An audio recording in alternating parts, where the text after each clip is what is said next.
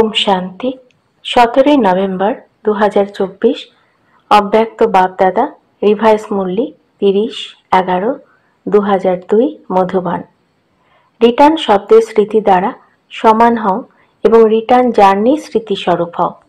आज बापदादा चतुर्दिके तार निजेर हृदय सिंहासनासीन, भ्रुकुटी सिंहासनासीन, विश्व राजत्वेर सिंहासनासीन स्वराज्य अधिकारी बाच्चादेर देखे आनंदित हच्छेन।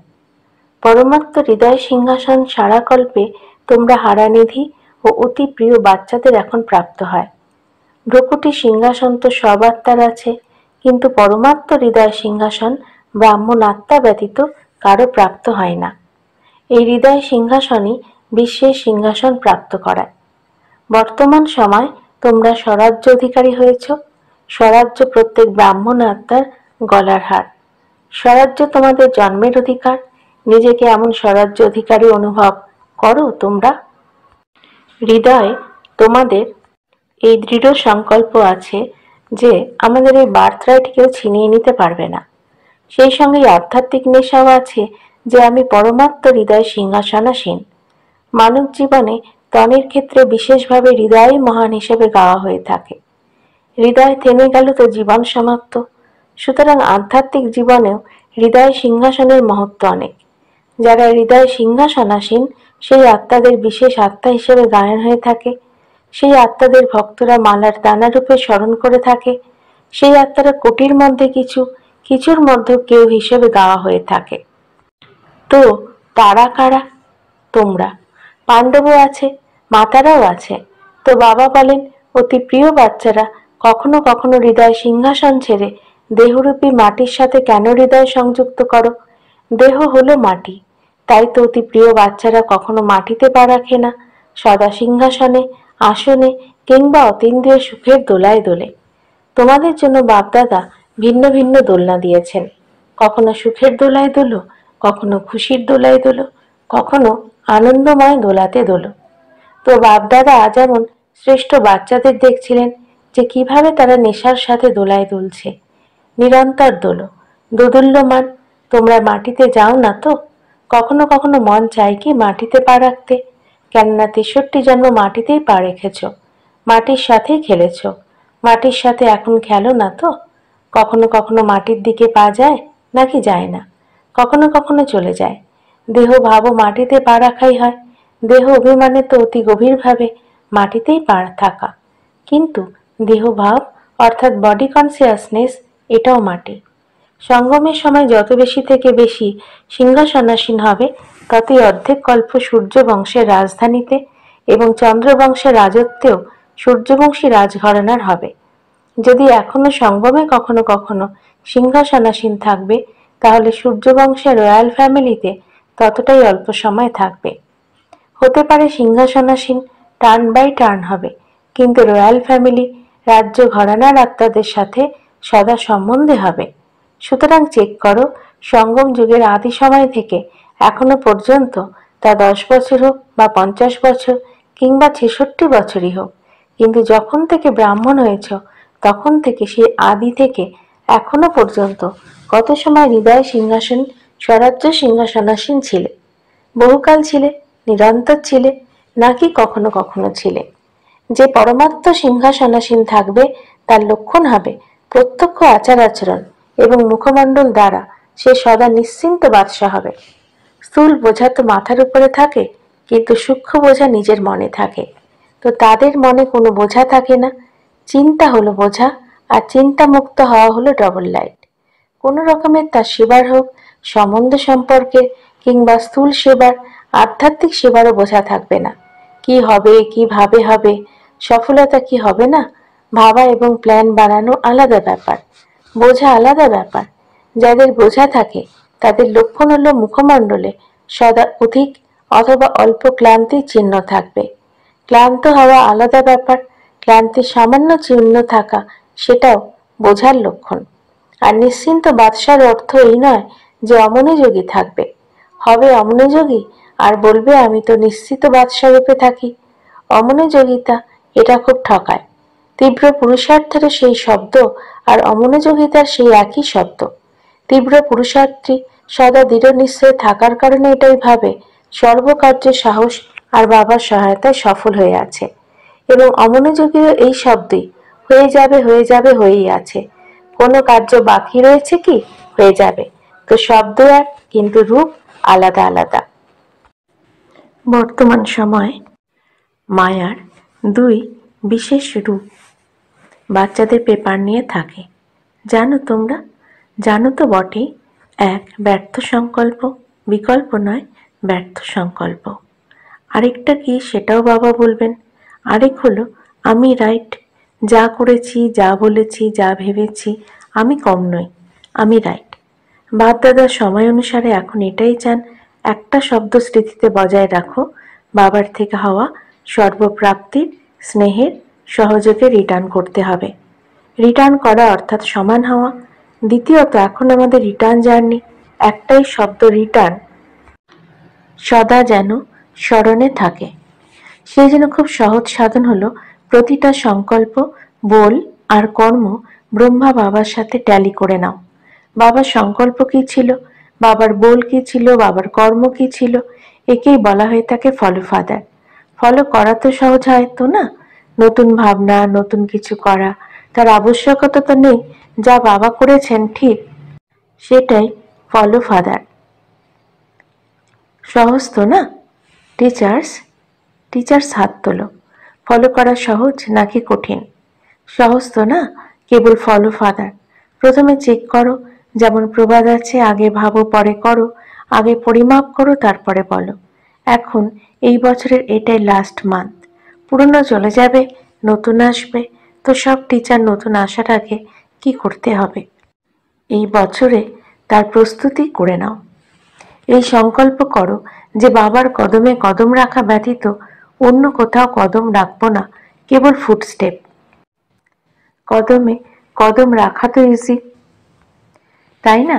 নতুন বছরে এখন থেকে সংকল্পের প্ল্যান বানাও। ব্রহ্মা বাবা যেমন সদা নিমিত্ত আর নির্মাণ ছিলেন, তেমন নিমিত্ত ভাব আর নির্মাণ ভাব থাকবে। শুধু নিমিত্ত ভাব নয়, নিমিত্ত ভাবের সাথে নির্মাণ ভাব দুই আবশ্যক। কেননা টিচার্স তো নিমিত্ত, তাই না? তোমরা নিমিত্ত না। তো সংকল্পেও, বলেও এবং কারো সঙ্গে সম্বন্ধে তোমাদের কর্ম প্রতিটা বল নির্মাণ হতে হবে। যে নির্মাণ সেই নিমিত্ত হওয়ার ভাবে থাকে, যে নির্মাণ নয় তার মধ্যে অল্প বিস্তর সূক্ষ্ম বা মহারূপে অভিমান যদি নাও বা থাকে, তবু কর্তৃত্ব ভাব থাকবে। এই কর্তৃত্ব ভাব এটাও অভিমানের অংশ। তোমাদের বলের ভাষা যেন সদা নির্মল আর মধুর হয়। যখন সম্বন্ধ সম্পর্কে আত্মিক রূপে স্মৃতি থাকে, তখন সদা নিরাকারী এবং নিরহংকারী থাকো তোমরা। ব্রহ্মা বাবার লাস্টের 3 শব্দ মনে থাকে তোমাদের? নিরাকারী, নিরহংকারী তথা নির্বিকারী। আচ্ছা, ফলো ফাদার। এতে তোমরা পাক্কা তো না? আগামী বছরের মুখ্য লক্ষ্য স্বরূপের স্মৃতি হলো এই 3 শব্দ, নিরাকারী, নিরহংকারী, নির্বিকারী।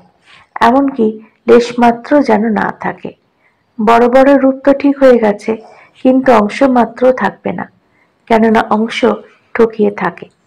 ফলো ফাদারের অর্থ হলো এই 3 শব্দ সদা স্মৃতিতে রাখা। ঠিক আছে?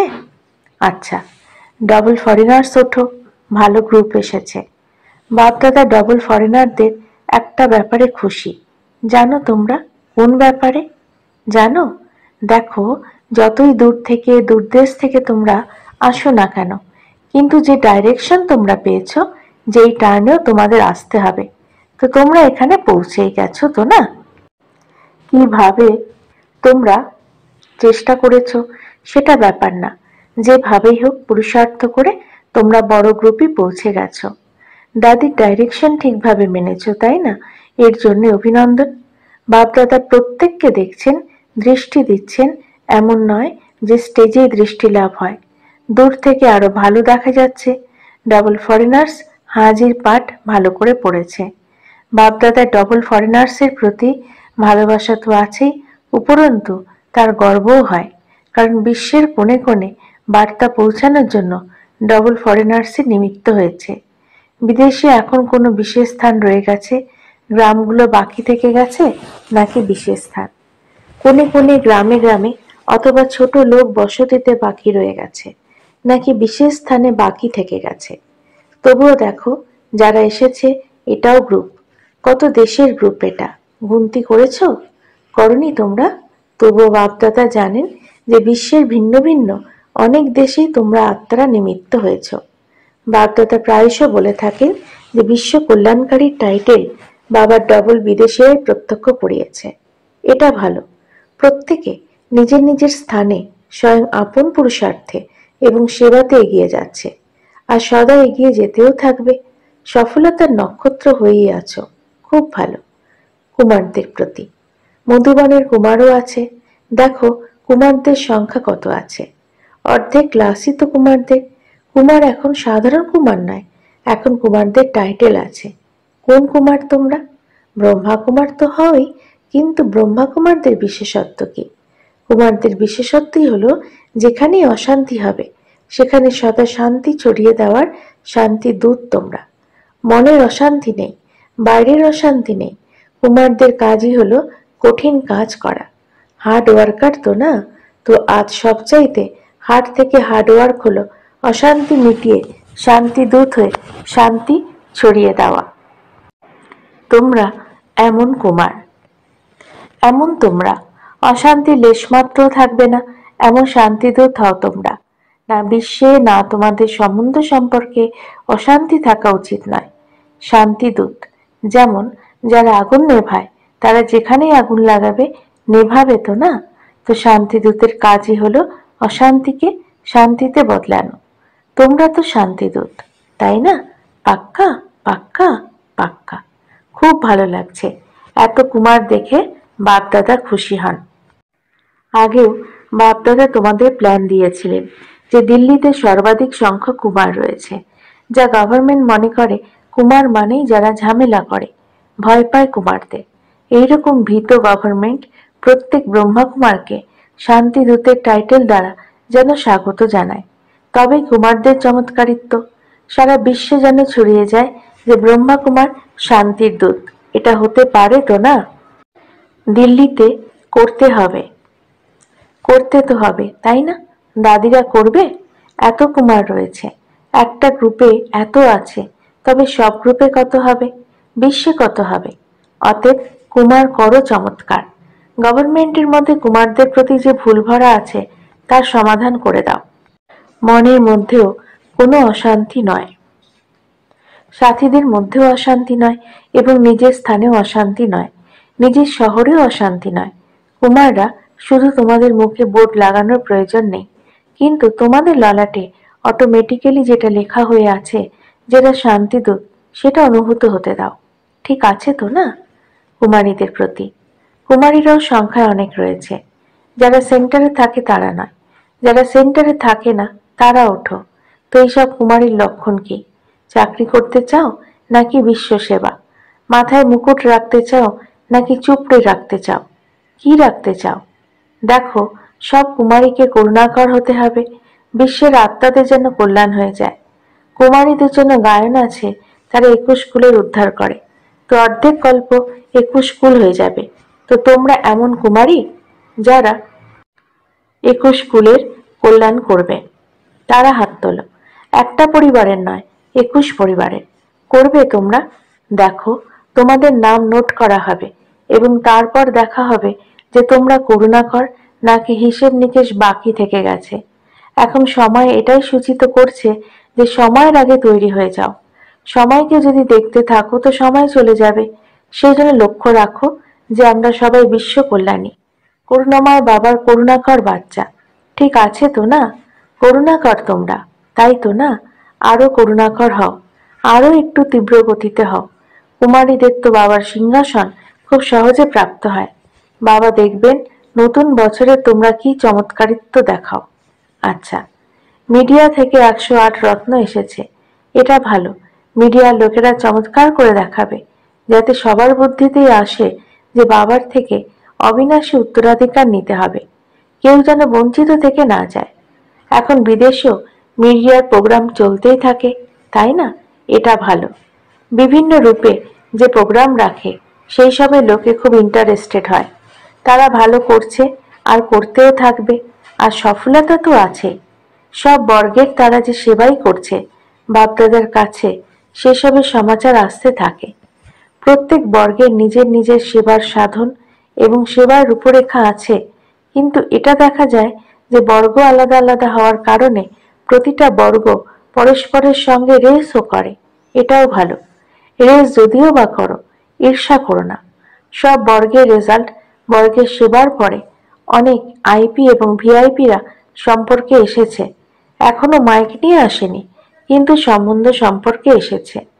আচ্ছা, বাপদাদার করানো এক্সারসাইজ মনে আছে তোমাদের? এই মুহূর্তে নিরাকারী, পর মুহূর্তে ফরিস্তা, এটাই হলো ঘুরতে ফিরতে বাবার দাদার ভালোবাসার রিটার্ন। সুতরাং এখনই এই অধ্যাত্ম এক্সারসাইজ করো। সেকেন্ডে নিরাকারী, সেকেন্ডে ফরিস্তা। বাপদাদা ড্রিল করিয়েছেন। আচ্ছা, ঘুরতে ফিরতে সারাদিনে এই এক্সারসাইজ সহজে বাবার স্মরণ করিয়ে দেবে। চতুর্দিকের বাচ্চাদের স্মরণ সবার তরফ থেকে বাপদাদার কাছে পৌঁছেছে। প্রত্যেক বাচ্চা এটা মনে করে আমার স্মরণ দিও, আমার স্মরণ দিও। কেউ সেটা পত্রের দ্বারা পাঠায়, কেউ কার্ডের দ্বারা, কেউ মুখ দ্বারা, কিন্তু বাপদাদার চতুর্দিকের বাচ্চাদের প্রত্যেককে নয়নে সমাহিত করে রেসপন্স স্বরূপ স্মরণের পদ্মগুণ, স্মরণের স্নেহ সুমন দিচ্ছেন। বাপদাদা দেখছেন এই সময় ঘড়িতে যতটাই বাজুক না কেন, মেজরিটি সকলের মনে মধুবন আর মধুবনের বাপদাদা রয়েছেন।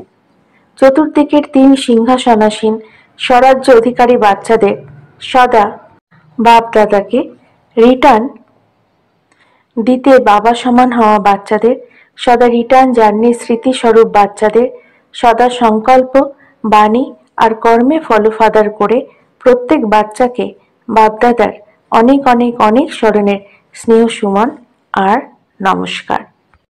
আমাদেরও বাপদাদাকে ধন্যবাদ ও নমস্কার। বরদান, সর্ব আত্মার মধ্যে নিজের শুভ ভাবনার বীজ বপন করে মাস্টার দাতা ভব। ফলের অপেক্ষা না করে তুমি তোমার শুভ ভাবনার বীজ প্রত্যেক আত্মার মধ্যে বপন করে চলো। সময় মতো সর্ব আত্মাকে জাগতেই হবে। যদি কেউ বিরোধিতাও করে, তবুও তোমাদের দয়ার ভাবনা ছাড়া উচিত নয়। এই অপোজিশন, ইনসাল্ট, গালি সারের কাজ করবে এবং ভালো ফল বের হবে। তারা যত গালি দেবে তত গুণ গাইবে। সেই জন্য সব আত্মাকে নিজের বৃত্তি দ্বারা, ভাইব্রেশন দ্বারা, বাণী দ্বারা দাতা হয়ে নিরন্তর দিয়ে যাও।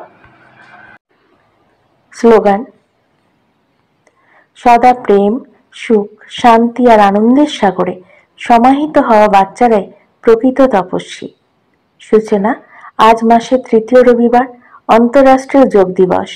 সকল ব্রহ্মাবৎস সংগঠিত রূপে সন্ধ্যা 6:30 থেকে 7:30 পর্যন্ত বিশেষ বরদাতা, ভাগ্য বিধাতা বাপদাদার সঙ্গে কম্বাইন স্বরূপে স্থিত হয়ে সকল আত্মাকে সুখ শান্তির দান দেওয়ার সেবা করুন।